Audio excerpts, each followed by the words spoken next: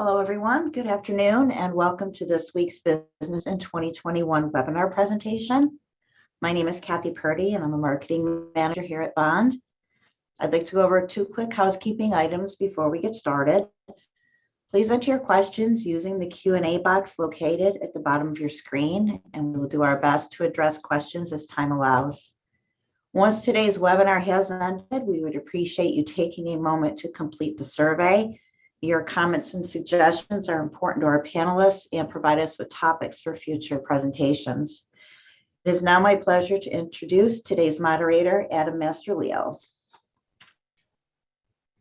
Kathy, thank you so much, and welcome to everybody. Thank you for joining us again this week. We were talking about it this morning when we were discussing the webinar that a year and a half into the pandemic, it's amazing that we still have relevant and extremely timely topics to talk about. I think we have another great program for you today. We're going to cover some COBRA subsidy issues. We're going to talk in detail about the temporary restraining order that was issued relating to the state's vaccine mandate. And Katie will be here to give her weekly update. Also this week, I think we're going to have some time for FAQs. I went through the questions last week and put together a list, but as always, please feel free to put your questions in the Q&A section, and we'll try to get to those as well. So with all that being said, we're going to start off today with John Godso. You've seen John on the webinar before. John is an employee benefits attorney in our Buffalo office, and he has an update on the COBRA subsidy. So John, please take it away.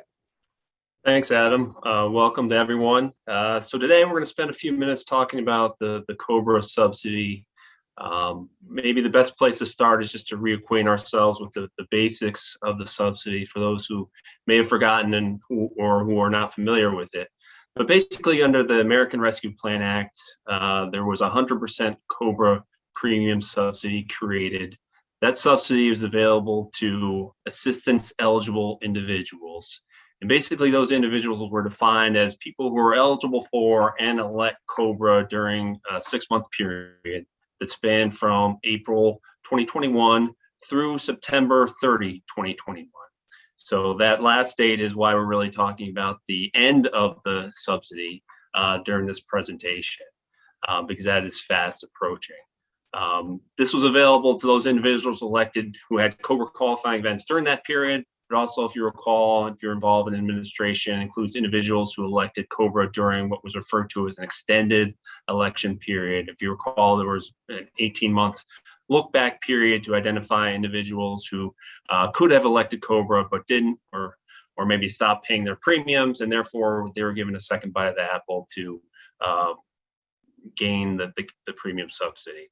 There were 2 qualifying events that allowed someone to be eligible for the subsidy. One was a reduction in hours. The second was an involuntary termination of employment. That became an issue for many of you, determining what was voluntary versus involuntary. I think many of you, as we talk through the fact that the subsidy is about to expire, will let out a collective sigh of relief that determination no longer has to be made with respect to your terminations as it relates to the subsidy because of the sunset date here on September 30th. How was it paid for? Well, it was provided through refundable credit against your Medicare payroll taxes. So those were the basics. I think many of you who have been involved in COBRA administration are all too familiar with them. At the beginning, when ARPA was first passed, there was a lot of talk about the fact that this may be extended by Congress once the sunset date of September 30th approached. We don't have that. There's been no word of an extension by Congress. So as we sit right now, we're looking at September 30, 2021, just 10 days from now being the end of the subsidy period. If we could go to the next slide, please. So again, the basics are, as we approach the September 30, 2021 date, the subsidy is not available for periods of coverage after that date. So for most plans are billing COBRA on a month-to-month basis. And when we're talking about period of coverage, ARPA really defines period of coverage in connection with your billing cycle. So if you're on a month-to-month basis for COBRA billing, which you normally be if the qualified beneficiaries were paying for the COBRA, That period is going to start October 1, 2021. For those who have bill COBRA on a biweekly basis, for example, or something other than a monthly basis, there may be a short gap period or extension period at the end of this time period, whereby you go beyond that October 1 date. So for example, if your period of coverage means your billing cycle extends between mid-September and October, there's still the assistance eligible individual still eligible for the subsidy until the end of that coverage period. So I provide an example. If you have biweekly, if you're billing biweekly, and again, most that I work with are typically billing on a monthly basis, and you're billing biweekly from September 24th to October 8th, even though we're extending beyond October 1, the subsidy is still available into October to that October 8th period. So that's just something to remember if you're doing something other than monthly billing with respect to your COBRA premium. Go to the next slide, please. So like all good ERISA statutes or ERISA requirements, COBRA included, has a bunch of notice requirements. If you recall, I'm involved in the administration of COBRA, and especially this ARPA subsidy. One of the requirements provided for in ARPA was a new notice referred to the notice of expiration of premium assistance. And basically that notice must describe when the subsidy is going to expire, the individual's right to continue coverage without the subsidy for the remainder of the COBRA period. So if we all recall, this is really just subsidizing for a 6-month maximum period. Those individuals who have a COBRA period that extends beyond September 30 are still eligible for COBRA, but they just have to pay the premium now. And the notice has to describe any other coverage options that may be available. Now, the notice requirement was due between 45 and 15 days prior to the expiration date. So hopefully for those who have provided timely notices, so for example, for a September 30 expiration date, the last date was really September 15th to provide the notices, that those have already been issued to your assistance eligible individuals. And there's a notice available on the DOL website. If those notices have not been issued, meaning the notice of expiration of premium assistance, I would advise to still send it out. There are penalties for failing to provide COBRA notices that tie in with the regular COBRA notice penalties. So if you've missed the September 15 deadline, I would say still issue that notice. It provides details to individuals about the end of the subsidy and other options that they may have other than the COBRA once the subsidy ends. So that's one thing. At the end, we'll talk about some takeaways, but identifying whether you sent out the notice of expiration of premium assistance is one thing that we want to do to make sure that we've wrapped up all our COBRA obligations with respect to the subsidy. Go to the next slide, please. So one thing that runs in tandem and also worked in connection with the COBRA subsidy was the COVID-19 outbreak period relief. And for those who are familiar with this basically was initially set forth back in 2020, where the IRS and DOL sent out joint notices that provide relief from the normally applicable timeframes in which you either had to elect COBRA or pay for COBRA premiums. And basically, as originally designed, those periods were extended to take into account something that was defined as the outbreak period, which was really a period that ended 60 days after the end of the national emergency was declared by the federal government.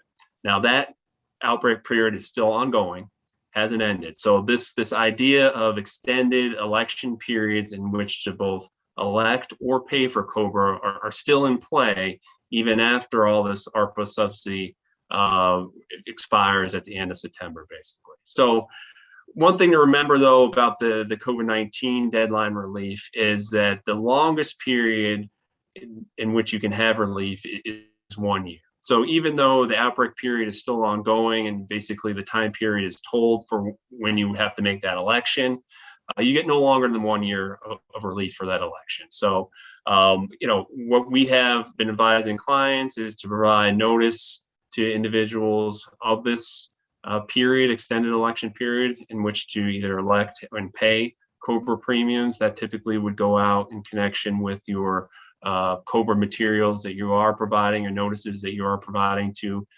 qualified beneficiaries. So that really doesn't stop with respect to the sunset of ARPA as of September 30. So that's still an ongoing obligation and still providing individuals with a period to make a longer period than would normally be applicable with respect to their COBRA election. So that's just something to keep in mind because they did get a muddled a little bit between ARPA and the extended election period. Go to the next slide, please. Okay, so really just talking about the takeaways. Obviously, when we're looking at 10 days from now, when the subsidy is expiring, as I said before, we really want to confirm that we've sent out the notice of expiration of premium assistance to those assistance eligible individuals who will basically lose their subsidy as of the end of the month. We want to return to our what I call traditional COBRA notices. There are model notices both with respect to the special ARPA notices, including the notice of expiration of premium assistance on the DOL's website. But that DOL website also contains model notices for the traditional COBRA rules.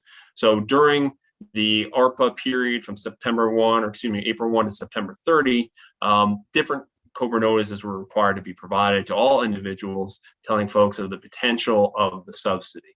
Now that we're outside of the subsidy period, or once we start beginning to get outside of that subsidy period, we're going to want to revert back to our prior COBRA notices in order to comply with the law and not get things confused and continue to provide the ARPA subsidy notices. So we want to switch back to our prior practices really once we get beyond that September 30 date. We want to continue to communicate the outbreak period relief that's associated with COBRA. That's the relief that we just mentioned. Individuals who may go out in COBRA in October or still have the opportunity to make an election beyond the normally applicable 60-day deadline as a result of the outbreak period relief. So we want to still keep that in mind, that there are extended election periods and extended periods of time in which COBRA qualified beneficiaries may make payment. So we want to keep that in mind. And then finally, during this period with respect, if we've had assistance eligible individuals who there's been an applicable subsidy and we've applied for the tax credit, we want to keep good documentation regarding those individuals. If you recall, one of the pieces of documentation that was provided by the DOL in their model notices included an attestation form for the COBRA beneficiary to say whether he or she was an assistance eligible individual, meaning whether they were involuntarily terminated or lost coverage as a result of reduction in hours. So we want to keep all that paperwork together in the event of an audit. If the IRS is looking at, okay, we took such and such amount for the COBRA subsidy credit, can we, basically substantiate that with our records as far as the number of people who would be qualified for the subsidy? Also to the extent that you have any records regarding some of those difficult determinations regarding whether termination was voluntary or involuntary, any notes or documentation that would support your determination, I would keep in the file with respect to that individual. So something to keep in mind, even though the subsidy is really expiring, we want to keep good documentation regarding the course of action that we took with respect to the subsidy as kind of an ongoing compliance effort. So there we are. We're at near the finish line with respect to the subsidy. There's still a few things to check off in order to make sure that we're compliant. But for most, the subsidy is ending soon, and we're going to really revert back to our normal COBRA practices after that. So Adam, I'll kick it back to you now. John, thanks so much. Incredibly helpful information and timely given the expiration of the subsidy at the end of the month.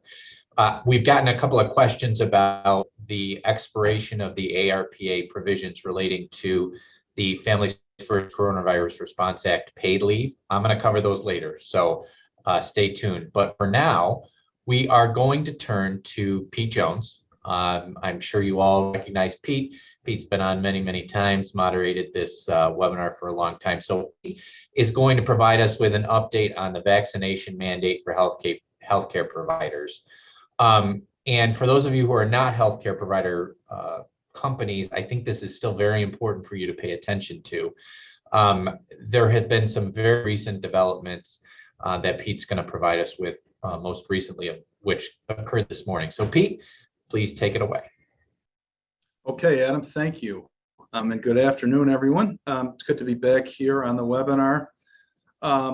So I suspect that people have heard about this either because you're in the healthcare industry and somehow affected directly by it, or because it's frankly, kind of big news in terms of both the mandate that was issued, the scope of that mandate, and then what's happened since then. So I thought it would be helpful to maybe just review the history here in terms of the significant events that have occurred within the last month and a half or so in terms of where we are today.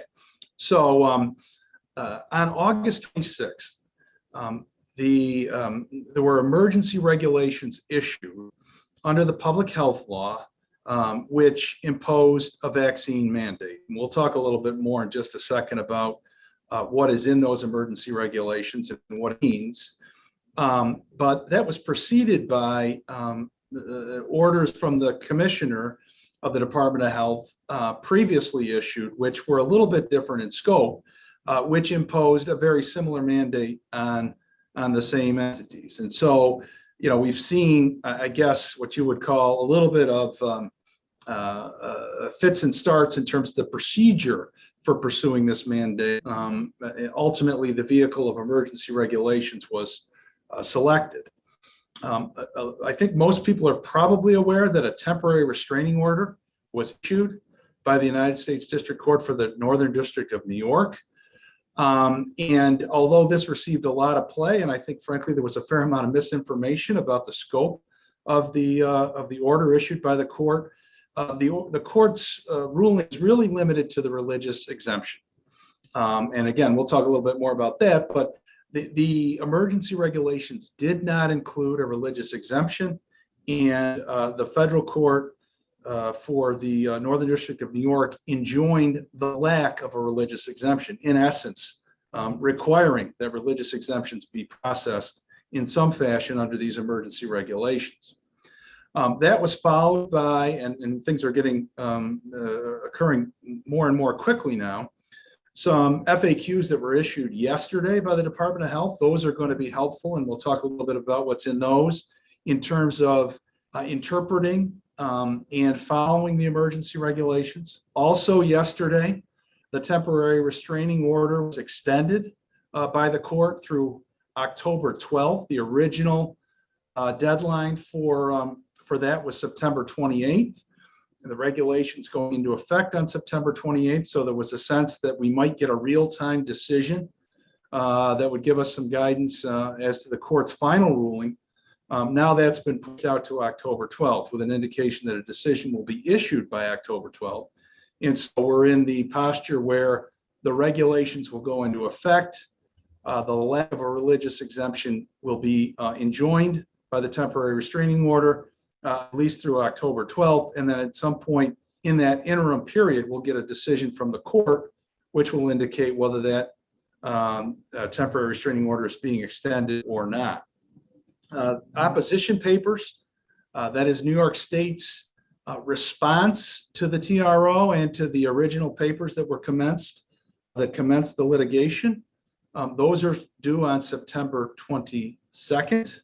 And so after that point, the court will be ruminating on the papers. The court had indicated that oral argument would be entertained. The most recent order from the court now says no oral argument, indicating that it will be decided on the basis of the papers submitted by both parties. The other thing I just wanted to add here is that federal requirements have been, I use the word foretold, we don't have them yet officially, but there's an indication that we're going to potentially get an emergency temporary standard from OSHA, that there will be some requirements in the federal contracting regulations for federal contractors. And so we may see some additional things coming forward on the federal side that would also speak to the scope of the mandates here and the exceptions. So Kathy, the next slide, please. So let's just talk about what's in the emergency regulations.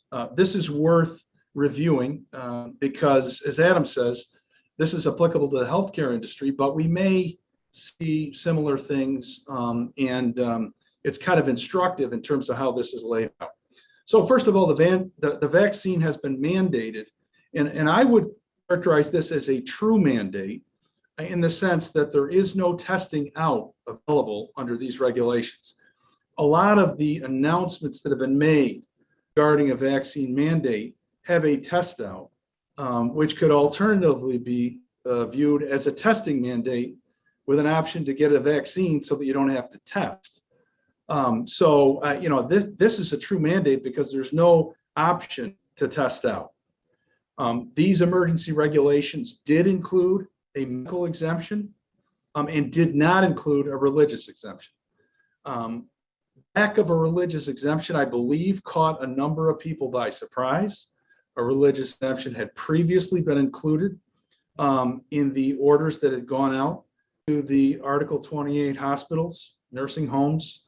And so when this came out, everyone was frantically looking for where's the religious exemption language. And of course, it didn't take long for people to realize that there wasn't any. But that was notable in and of itself because the conventional wisdom had been, at least with respect to EOC guidance and prior case law, that vaccine mandates were likely permissible, likely defensible, but that you would want to include provisions for a medical exemption, a religious exemption, in order to accommodate any concerns under the federal Americans with Disabilities Act and Title VII legislation. So the lack of a religious exemption here was notable, and it was frankly based on prior case law involving immunization in the school context where religious exemptions had been omitted and found to be defensible by the courts. So it was a conscious decision when these regulations were promulgated and put in place. There were two different implementation dates, and those remain. Those are not affected by the court order.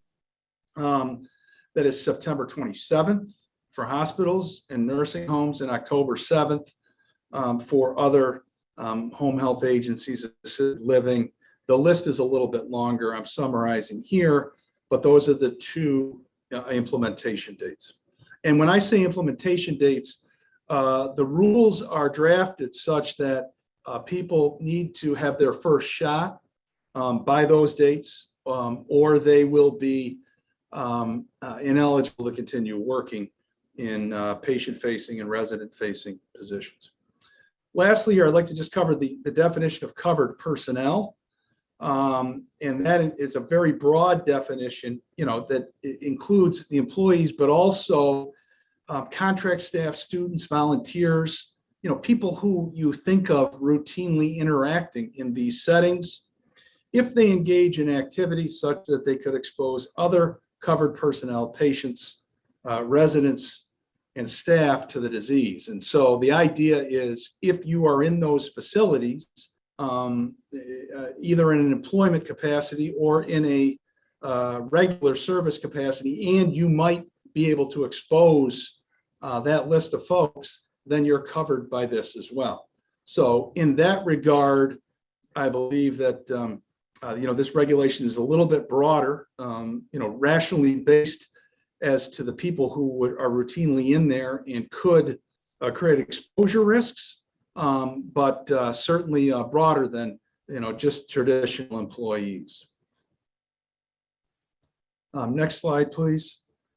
So with respect to the medical exemptions, let's just spend a minute on that. Okay, the standard that has been specified in the emergency regulations is generally accepted medical standards. And I believe that standard was placed in these regulations to avoid the notion that any old provider's note might justify a medical exemption. I think it's very obvious at this point that what we're seeing here is an attempt to cast the regulation very broadly and cast the exceptions very narrowly. The lack of religious exemption is one aspect of that, but also the attempt to put some parameters around what will be accepted in terms of a medical exemption. And the FAQs that came out yesterday listed some things, some contraindications. Again, that's also very narrow. Severe allergic reaction to a previous dose or to the components of the vaccines. is on the list, and there are some other limited precautions that are listed in the FAQs as well, but they're fairly narrow. The FAQs also indicated that exempt individuals may continue their normal job duties. That was a question. The emergency regulation didn't say exactly what happens once you approve these narrow medical exemptions. The FAQs also indicated that the testing is not required under the emergency regulation. That doesn't mean that they might not need to be tested under some other applicable regulation, and or that they might not need to be tested under the employer's policies.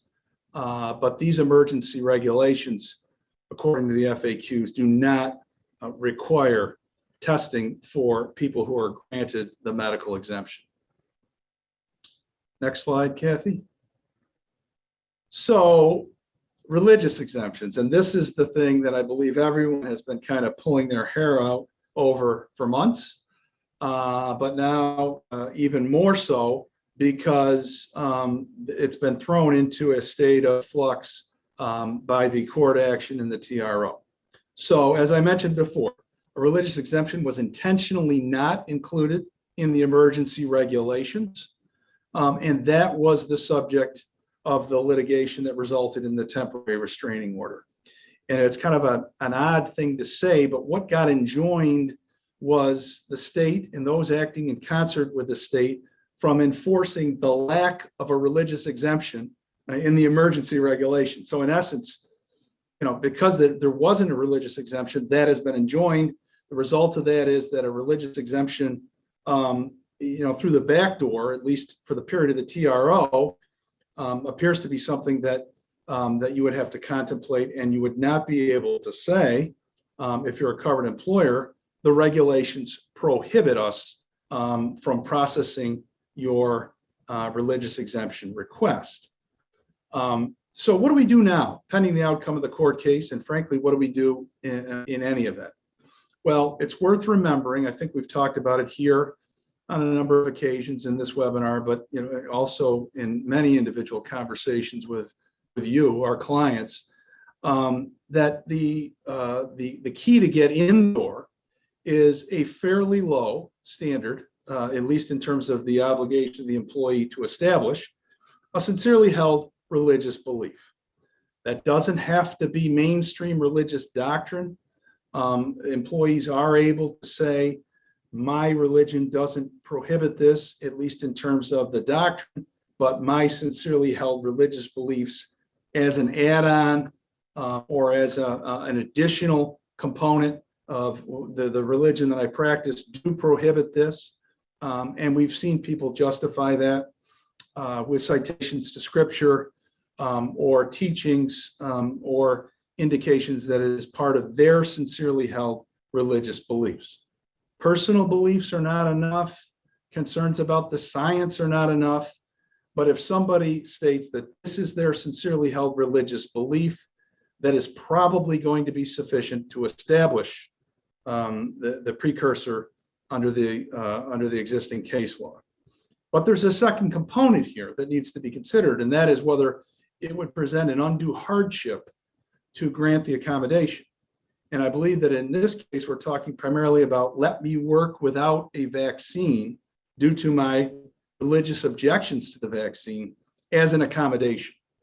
And that is where I think with or without the regulations, employers had a duty to engage in this analysis. I think a lot of covered employers were saying it would be an undue hardship for us to violate the emergency regulations. The state has told us that we cannot process these, and therefore it's an undue hardship for us to let you work without the vaccine in light of Department of Health regulations. And the practical effect, I think, of the TRO is that argument is temporarily taken away. That because the court has enjoined the enforcement of the lack of a religious exemption, you have to engage in the undue hardship analysis at this point without respect to that legal requirement. That doesn't mean perhaps that you might not be able to say the state has given us some advice or some thinking, or that, but we have to be careful in that regard because there's an injunction in place. So our recommendation, I think, throughout this has been, you should process the religious exemptions, but you may well deny them on the grounds of undue hardship, at least the request to work without a vaccine. I think it's worth remembering the notion of other accommodations, that, if someone does establish a sincerely held religious belief and under the emergency regulations before they were enjoined, cannot work in person without the vaccine, leave might have been a reasonable accommodation, or allowing them to work from home if they could do so and perform the essential functions of their job might have been a reasonable accommodation. Letting them work in person without the vaccine would not have been, at least if you are inclined in following the emergency regulations. Now that that's been lifted, we're back to where we were under the Rule 16 orders, where we thought, are we going to, process these religious exemptions, and what do we do?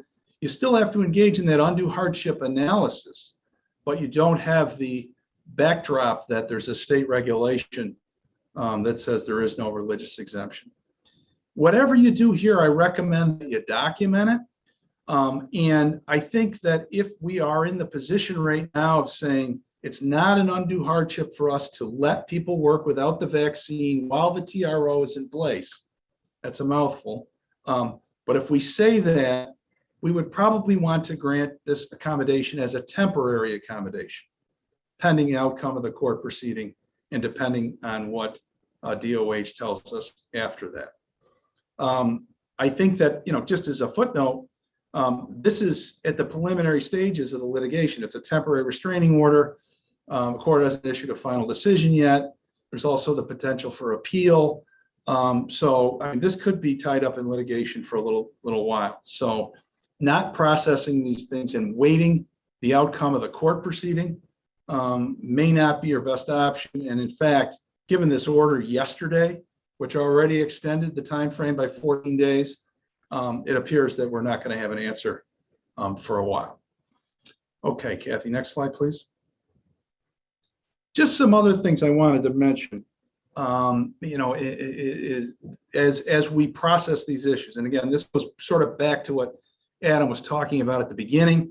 We're all following all these mandates with interest because they kind of set a framework, and DOH here, I think, kind of rocked everybody's world, at least to some degree, by saying we're not going to have religious exemptions in a binding government regulation. But these are things to keep on your radar wherever your posture is and whatever your industry is.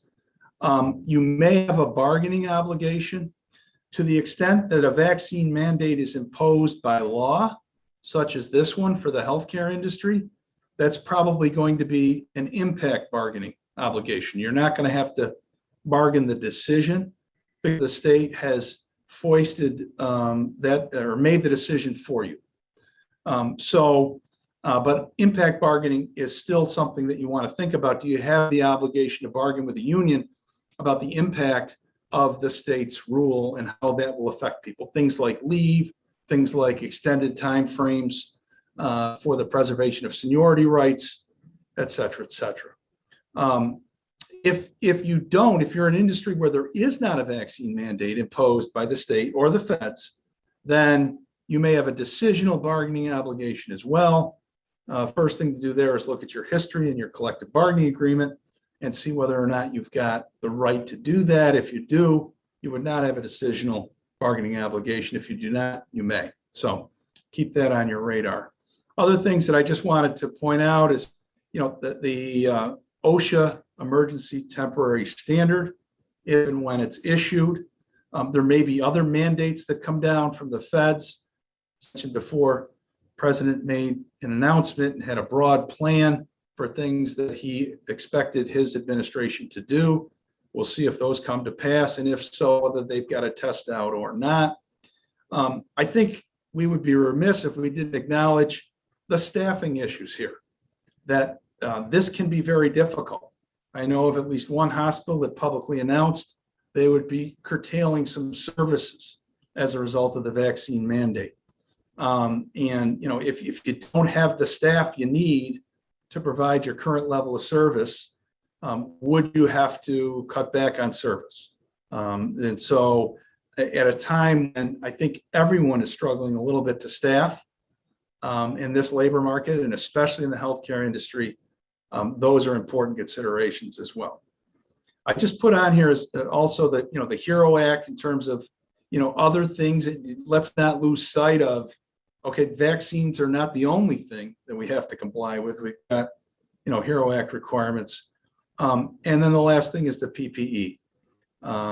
Because, if we do have exemptions, or especially if we are going to be processing the religious exemption for the time being under the TRO, we'll want to make sure, of course, that PPE is being used, and that we've got a safe environment for the employees and the patients and the residents. So I feel like I talked a lot there, Adam, but there was a lot to cover. I'll turn it back to you. Pete, thank you. That was very helpful and very important.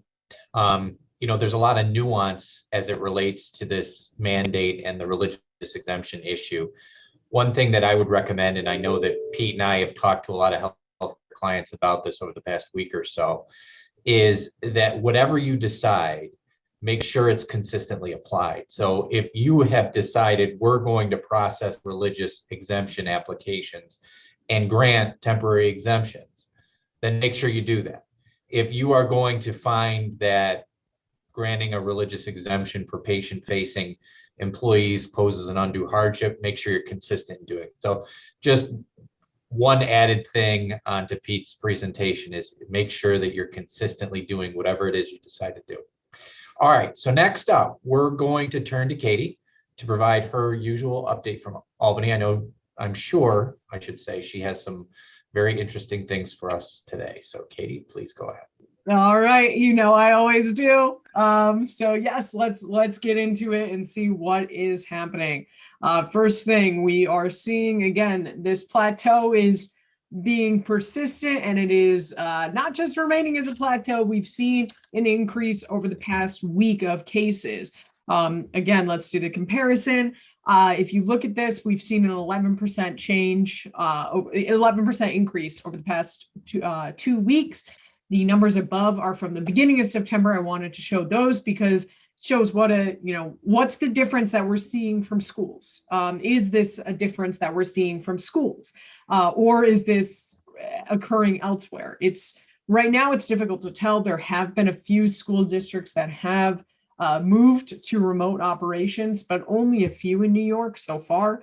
So we're going to see how this goes over the next month. But we are still continuing to see these numbers go up. In the beginning of the month, we are around 4,600 cases per day in New York, and now we're at 5,200. What happens next? We don't really have I don't have a crystal ball to tell you.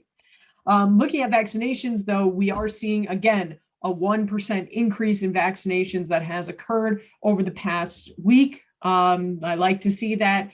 We have all New Yorkers at 63% vaccinated with 70% at one dose.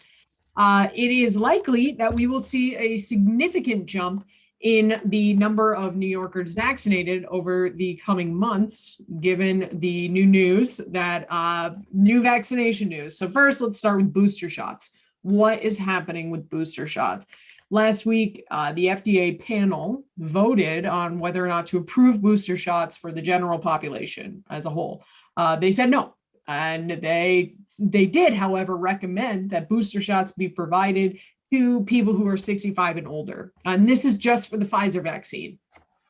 This is not an official FDA policy. This still would need to be formally adopted. But it is likely that the FDA will be adopting this policy, that booster shots will be available for those 65 and older. Whether or not booster shots become available for people who are, do not have an immunocompromised system, do not have those underlying conditions, or are not 65 and older, really remains to be seen how efficient the vaccine stays after months in your body. And it also depends how many people, period, in globally are vaccinated. At this point, that becomes the real issue. It's an ethical question. Should we be giving people 3 shots when we still haven't been able to give some people their first shot? So that's what's going into this calculus. Looking at vaccines for kids 5 through 11. Pfizer completed its study on its trial for kids 5 through 11 having the shot. It's safe and effective. They give the kids about 1/3 of the dose that adults receive, and it produces a robust efficacy, is what the words that Pfizer used. So that data has now been submitted to the FDA. It is very likely the FDA will have an emergency approval for vaccines for kids 5 through 11 by Halloween. That is the goal there. So I expect that once that comes to fruition, we're going to see a large jump in the number of people vaccinated, and maybe that jump will be enough for us to turn the corner here. Looking at Johnson & Johnson, because I know a lot of you are always hungry out there for Johnson & Johnson news. Johnson & Johnson's booster shot does increase the vaccine efficacy to around 94%. That one, I do suspect that we may see a booster shot become available for the general population just because of the huge jump that occurs after 2 shots with the Johnson & Johnson vaccine. But again, we'll see. That vaccine is the easiest one to transport that's been authorized in the US. So we may not see that. All right, turning to mask mandates. We have seen some additional mask mandates come out this week. The Office of Children and Family Services, which is OTFS, they have a mask mandate now in place for child care centers, which are daycares, home-based group family and family child care programs, and after-school programs. Additionally, there are mask mandates now in place for any facility licensed by the following agencies, including OCFS, the Office of Mental Health, Office of Addiction Services and Support, Office of for People with Developmental Disabilities, and the Office of Temporary Disability Assistance. This would include congregate foster care programs. This is a broad swath of people and programs that this mask mandate now applies to. So that is effective, and it is going into place. It's in place now. So if you are one of those entities, make sure that you are complying with that mandate. Finally, I think this is my last slide. I wanted to just bring some good news to everybody because I feel like I give a lot of bad news. The New York Emergency Rental Assistance Program, which is the federal funds to give money to tenants and landlords who have not been able to receive rent money since March of 2020 generally. Prior to the governor taking office, New York was ranked last in terms of distributing that money. And now New York is ranked first. It ranks nationally first in payments made or obligated to make. New York has come up with $1.2 billion worth of payments to make. So that is good news because we know that money is very much needed. And I will kick it back to Adam now for some, oh God, I forgot I had another slide. All right, one last slide. There is an upstate minimum wage increase coming. I'm putting this on all of your radar because I am on vacation next week. So I will not be here to give you this nice weekly update, but somebody else will be here. Don't worry. The remainder of New York State workers, we still need to see the minimum wage increase come. That is supposed to be put out by the Commissioner of Labor by October 1st. So when do I suspect that we're going to see it? October 1st is my guess, is when we will see this number come out. So for your businesses, keep your eyes on that, and we will be sure to keep our eyes on it as well. And now I will kick it back to you, Adam. Katie, thank you so much as always. We have a couple of minutes left. I do want to address a couple of FAQs that we've gotten. The first one deals with what paid leave is currently available. And we saw this in a couple of questions in the Q&A today from you all. So I will address first. All right, so we have New York State paid COVID leave. This is the law that went into effect last year requiring businesses, depending on size, to pay their employees up to 14 days of paid leave when they are subject to a quarantine order. So New York State's paid COVID leave, if you recall, is very limited in that it requires an order. That law is still in effect. So we've had a lot of clients ask about whether they can not pay an employee because they're not vaccinated, but they got COVID and are subject to a quarantine. Unfortunately, you do have to pay them. The other source of paid leave available that was the big source was the Families First Coronavirus Response Act. That was the federal law that provided paid leave for employees who fit within a number of categories. Those categories were much more expansive than the state's category of you're only entitled to leave if you are subject to a quarantine order. The FFCRA provided leave for individuals who were seeking treatment, who had to care for a loved one who was diagnosed with COVID. So the FFCRA was much more expansive. If you recall, it expired as mandatory law at the end of last year. Congress extended the FFCRA leave voluntarily when it enacted the American Rescue Plan Act earlier this year. However, the extension, the voluntary extension, expires at the end of September, just like the COBRA subsidy that John was talking about earlier. So FFCRA leave will go away. If you continue to voluntarily offer it to your employees, it will expire at the end of September. So that was one thing. The other thing I wanted to briefly cover deals with what rules are currently in place for individuals or employees who are exposed to COVID. We've been getting this question quite a bit with the rise in cases recently. If you recall, historically, we had guidance from the state about exactly what you were supposed to do when somebody was positive or exposed or symptomatic for COVID. That guidance had multiple iterations, and the most recent guidance we have from New York State on what to do with employees who are vaccinated and unvaccinated when they're exposed to COVID, whether you can bring them back to work. That was guidance that was issued on April 22nd of this year. Before I started talking, I put that link in the chat to everyone. So if you wanted to take a look at it, you can. Essentially, what that guidance says is if you're fully vaccinated and you are exposed to somebody with COVID, then you do not have to quarantine so long as you remain asymptomatic. If you become symptomatic, you then have to isolate and get tested. The guidance also talks about those who are recently recovered. So in other words, they tested positive less than 3 months ago, whether they have to quarantine following an exposure to COVID. And the guidance says they do not, so long as they remain asymptomatic. Importantly, for those who are not vaccinated, not recently recovered, if those individuals are exposed, they do have to quarantine for 10 days following the exposure. So just a couple of questions that we've been getting quite a bit I wanted to hit on before we ended the webinar today. Again, thank you all for attending. We really appreciate it. And we look forward to seeing you again next week. Take care.